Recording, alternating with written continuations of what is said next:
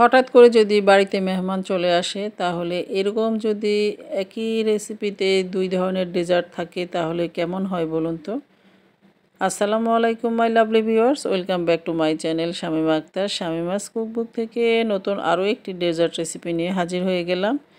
আর আমি আজকে একই রেসিপিতে দুই ধরনের ডেজার্ট নিয়ে আপনাদের সাথে হাজির হয়ে গেলাম। আই হোপ আমার আজকের এই রেসিপিটি সবার কাছে অনেক ভালো লাগবে। তৈরি করে নিচ্ছি কেক পুডিং। প্রথমে আমরা ক্যারামেল তৈরি করে নিব। এর জন্য আমি যেই মোল্ডে পুডিং এবং কেকটাকে জমাবো সেই মোল্ডেই আমি ডিরেক্ট চিনিটা দিয়ে দিলাম, মানে 1/4 কাপের মতো চিনিটা দিয়ে দিলাম। মানে আমি এই মোল্ডের মধ্যেই ক্যারামেলটা তৈরি করে নিচ্ছি। চাইলে আপনারা আলাদা কোনো পাত্রের মধ্যে ক্যারামেল তৈরি করে এরকম বাটিতে নিয়ে নিতে পারেন। তো আমি যেই বাটিতে আজকে কেক এবং পুডিংটাকে জমাবো সেই বাটিতে আমি এরকম করে ক্যারামেলটা তৈরি করে নিচ্ছি। তো 1/4 কাপ চিনি দেওয়ার পর এটা আস্তে আস্তে যখন মেল্ট হতে শুরু করবে তখন একটু সামান্য পরিমাণ নেড়ে চেড়ে নিলেই কিন্তু ক্যারামেলটা রেডি হয়ে যাবে। তো আমার ক্যারামেলটা একদম রেডি।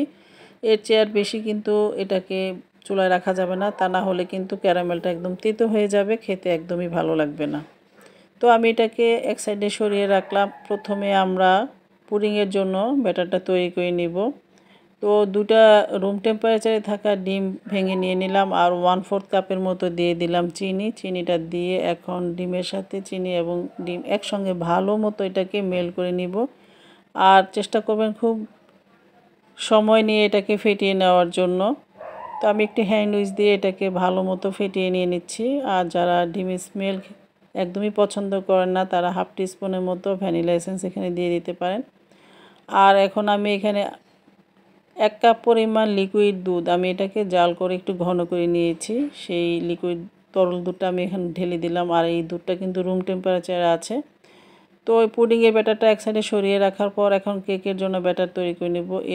এখন আমি একটি বাটিতে 2টা রুম টেম্পারেচারে থাকা ডিম নিয়ে নিলাম আর ডিমের হলুদ অংশটাকে তুলে নিয়ে নিচ্ছি।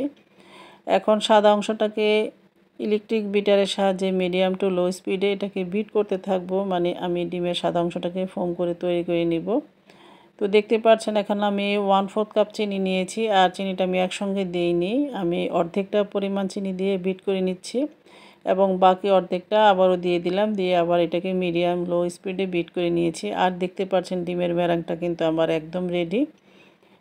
এখন আমি এখানে দিয়ে দিব 2 টেবিল চামচ পরিমাণ রেগুলার সয়াবিন তেল। চাইলে আপনারা বাটারটাও এখানে দিয়ে দিতে পারেন, এতে করে কিন্তু মানে কেকের টেস্ট আরও ভালো আসবে। তো এটাকে তেলটাকে দেওয়ার পর আমি 1 মিনিটের মতো বিট করে নিয়েছি। এখন আমি ডিমের যে হলুদ অংশটাকে রেখে দিয়েছিলাম সেই হলুদ অংশটাকে দিয়ে দিলাম, দিয়ে আবারও বিট করে নিয়ে নিচ্ছি। এখন আর বেশিক্ষণ বিট করব না, আমি 30 সেকেন্ডের মতো এই ডিমের হলুদ অংশটা দেওয়ার পর বিট করে নিয়েছি। তো দেখতে পাচ্ছেন আমার এখন বিটারের কাজ কিন্তু শেষ।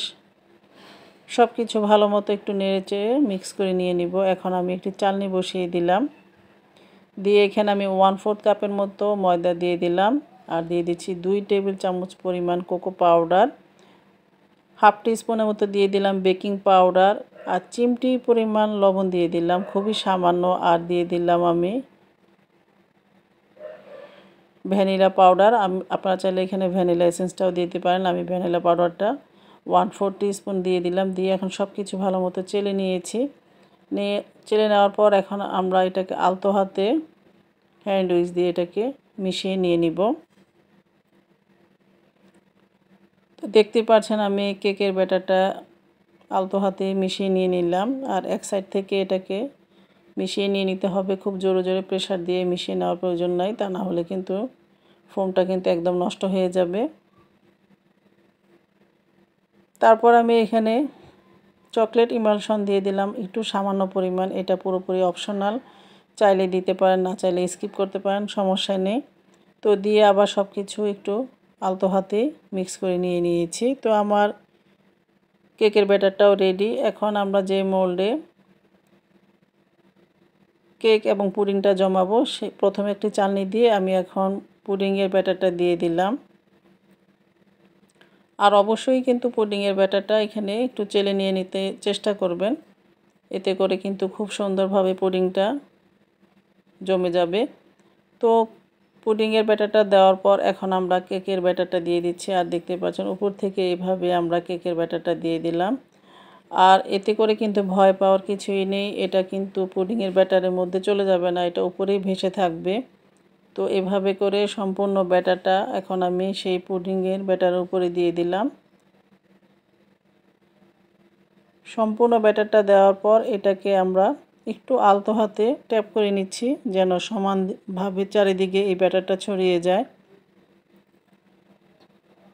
এভাবে আমরা এটাকে একটু ট্যাপ করে নিলাম। যেহেতু আমরা আজকে এই কেক এবং পুডিং দুটোই আমরা চুলাতে বেক করব, তো চুলাতে আমি এরকম একটা হাঁড়ি বসিয়ে এখন আমরা এরকম একটা স্ট্যান্ড বসিয়ে পরিমাণ মতো পানি দিয়ে এখন সেই মোলটাকে আমরা এখানে দিয়ে দিলাম। আর একটা উপর থেকে ঢাকনা দিয়ে এটাকে ঢেকে দিলাম। আর যেরকম এরকম ছিদ্র থাকলে একটা কাগজ দিয়ে এটাকে আটকিয়ে দিবেন।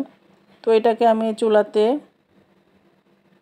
বেক করতে দেওয়ার পর এখন আমরা এটাকে অপেক্ষা করব 40 থেকে 45 মিনিট পর আমরা ফিরে আসছি। দেখতেই পাচ্ছেন আমি 45 মিনিট পর ফিরে আসলাম। এখন দেখি আমাদের কেক পুডিংটার কি অবস্থা। ঢাকনাটাকে তুলে নিয়ে নিচ্ছি। মাশাআল্লাহ, দেখতেই পাচ্ছেন খুব সুন্দরভাবে কিন্তু আমার এটা হয়ে গিয়েছে। তো এটা পুরোপুরি হয়েছে কিনা আমরা একটি কাঠির সাহায্যে এটাকে একটু চেক করে নিব। তো এইভাবে আমরা কাঠিটাকে যখন একটু ঢুকিয়ে নিব তখন কিন্তু আমার দেখতে পাচ্ছেন কাঠিটা কিন্তু ক্লিন হয়ে বের হয়ে এসেছে। অতএব আমার কিন্তু কেক পুডিংটা একদম পুরোপুরি রেডি। তো এটাকে আমরা রুম টেম্পারেচারে রাখার পর এখন আমরা এটাকে কেক পুডিংটাকে মোল্ড আউট করে নিচ্ছি। তারপরে আমি একটি নাইফের সাহায্যে চারপাশ থেকে একটু ছাড়িয়ে নিচ্ছি মোল্ড আউট করার জন্য। তো এইভাবে একটু চারপাশটাকে ছাড়িয়ে নেওয়ার পর এখন একটি প্লেটের উপরে আমরা বাটিটাকে উপর করে নিব যেন সম্পূর্ণ কেক পুডিংটা ভালো মতো এটা নিচে পড়ে যায়। তো দেখতেই পাচ্ছেন এটাকে একটু উপর করে নিলাম। আর একটু হালকা ট্যাপ করে নিলেই কিন্তু এটা সুন্দরভাবে মোল্ড আউট হয়ে আসবে।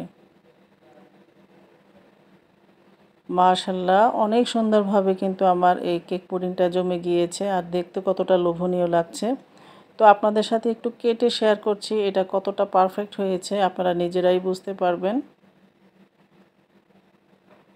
দেখেই বুঝতে পারছেন এটা কতটা সফট এবং কতটা স্পঞ্জি হয়েছে।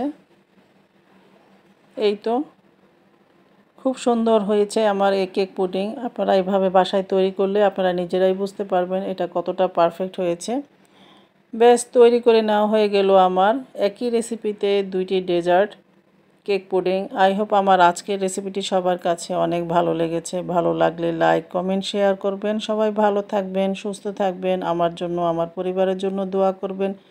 ফিরে আসবো নতুন কোনো রেসিপি নিয়ে। আল্লাহ হাফেজ, আসসালামু আলাইকুম।